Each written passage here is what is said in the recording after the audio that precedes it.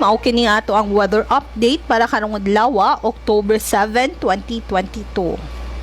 Wala ta karoy gi-monitor nga any weather disturbances sa sulod or sa gawas sa atong Philippine Area of Responsibility.